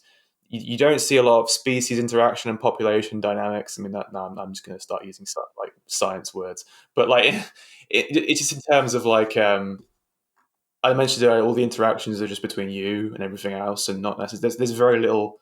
The world doesn't feel fleshed out, and if you want there to be communication, you want that to be what binds the world together. You need there to be more than you, and I think again, it could be because of the limitations of the hardware at the time, but I think from where we are now, perhaps that was a bit too ambitious, and because of like that sort of big overarching clash, it kind of sort of went over me a bit, and I didn't really, particularly by the end, I wasn't particularly like I picked the baby first time in that decision. I didn't even look at the little acorn guy. Damn. I straight up just yeah. It was I found it very hard to empathize, and that's why I kind of view that as a failure, considering that that's the main, not empathy but communication being the main theme of the game, and then the fact that does not it does somewhat of a job, but then it's either intentionally or unintentionally a failure, I think, in that aspect, and that's why. But that being said, very beautiful, outstanding designs, music was great. I couldn't give it less than a 5, but it is a 5. Well, that's an interesting thing. I think it's good that we have several differing opinions, because I think that's important to understanding any work of art in kind of a multifaceted way. So yeah, thank you for explaining your thoughts on that. Okay, Victor, do you want to go next? Okay, so from a narrative perspective, I really couldn't have been much happier with LOL. I thought that for a game with not a single line of dialogue spoken between any of the characters, it tells a full and cohesive story with a beginning, middle, and end. And unlike what I felt about Planet Laika, which to me felt like kind of a soup of themes and ideas where each one was fighting for attention and relevance in the narrative to the point where none of them really fully delivered on what they were probably aiming for. To me, LOL felt like it did deliver on a couple of core themes, which it began with and stuck with consistently throughout the story. I thought that it was I really enjoy the types of games where your environment and your gameplay change to reflect the narrative, and that was something which I think this game exemplifies very well. No one of the levels plays exactly the same, looks exactly the same, or has the same context, and each one really gives you a sort of vertical slice of what the life for that creature is like in that stage of its evolution, and also in the particular stage of the story you're at. I think that primarily the themes that it did a great job of showing were a fairly sort of straightforward man v nature story, which isn't the most ambitious thing to deliver on. But I think this one did it exceptionally well by adding a little bit of nuance, by presenting the natural order as a kind of symbiotic and selfless society, with humanity being a selfish society, which was ultimately the cause of the downfall of this mission and probably the downfall of its way of life on Earth as well. Um, and I think that just about every aspect of the gameplay reinforced these themes. Even as frustrating as it was, the interactions with the creatures, particularly in the first half of the game, I think did a great job of showcasing the fact that despite all of its brutality and all of its incomprehensibleness, the natural order does have a value and does have a beauty to it. Um, let me think. And yeah, essentially that's what I have to say about the narrative. But I think, unfortunately, as much as I feel that the gameplay sort of enhance, or the gameplay all plays into the themes and the narrative of the game, a lot of it is not fun to play at all. A lot of it's frustrating, confusing, and feels like it's wasting your time. So even though I feel like I was very satisfied by the narrative, I feel like more often than not I was frustrated with the moment to moment gameplay. And so weighing those two things in my head, I would give it a 7 out of 10. Nice. Thank you very much, Victor. That was very concisely put. All right, Kamal, do you want to finish this off? Yeah, sure. So it's quite surprising that you all gave it lower ratings, 'cause I think I might actually be the one giving it the highest here. But really, one of my favorite things about this game was the fact that it was this odd puzzle simulation game that, at best, made you feel really smart for figuring out what you had to do to help these creatures. But at worst, it leaves you annoyed when you try and actually look up the answers, which I'm sure all of us did. Like a creature called Sleeper or Help Me is easy to understand the solution to, but something like Slither Over is impossible. Um, the themes and story I really liked. I like the idea of love being this huge aspect of the game, both showing like love to other creatures and at the same time the lack of love from the robots that they give to the world. And I really do like at the ending, you see that love wins out at the end. And in a way, you could also argue that we need love to live, which is another aspect that I've kind of tried to get from the game. I really like the music. Uh, I think the 12-minute track, Artificial Paradise, that plays during the excavation of the world, is really good. It could easily be on like a YMO album or something, but I am saddened by how little music there is in the game. And I guess I don't have really much to say, but the last point I'd give is that I think convenience was not really considered for the player. It's kind of hard to play and there's a lot of parts of the game that just you either have to wait around or handle something. It's really annoying. But I guess being tough on the player is part of the game because the world's unforgiving and cruel. So giving you like easier hints or easier combat might have taken away from the danger of the world itself. But I think in the end, I'll probably give it, I think, a 7.75 out of 10. I really did like it. Nice. Yeah, and I think that's very fair. And what you mentioned then about, Artificial Paradise sounding like a Yellow Magic Orchestra track. I think something I probably should mention at the beginning is that Love Delic are named after a Yellow Magic Orchestra song, right? So, you know, yeah, Kenichi Nishi and Ryuichi Sakamoto are obviously, have been tight for a long time. This was kind of their first Yeah, collaboration. I think I read an article prior to this podcast which described them as best friends, and I wonder if that's true. It's very That's cool if it lovely. is. Yeah, I hope that's true. And yeah, obviously, yeah, Nishi was a big fan of Sakamoto either prior to the meeting or just, a fan and friend at the same time, which is really nice. And yeah, no, well, thank you as always, guys, for giving your, very succinct, well thought out summaries. I thought much like Leica, that was a really great conversation, about a game that's very difficult to talk about in some ways, much like Leica was. Speaking of, and also, I think next month, moving from the very obtuse to the slightly less obtuse, but still kind of obtuse, the next game that we'll be talking about, taking this in a completely different direction, although maybe, similar vibes, adventure, point and click style. We'll be playing Sam and Max Hit the Road, which, yeah, is very exciting. That's the game we voted on for to play this month and to talk about next month, essentially. It's a game that I personally played a couple of times before, so I'm really excited for the people who haven't played it in this group to hear what their thoughts are on it. And yeah, that should be an exciting one to tune into next month. But I think we're going to leave it there otherwise. But yeah, thanks again, as always, for anybody who listened to this. I know we had a few listeners for last episode, which was really fantastic to see. I think we all really appreciate anyone who's willing to listen to us talk about Japanese games for 2 hours plus. But yeah, and also thank you for joining me, guys, as always. If you want to say goodbye one by one, that would be beautiful. Go ahead. Keep lolling, lollers. Thank you, Patrick, and thanks everyone for the great discussion. Yeah, thanks for all the talking about the video game we all Absolutely. loved, right? Go on, Ben, say goodbye. Bye! Thanks, guys. See you later.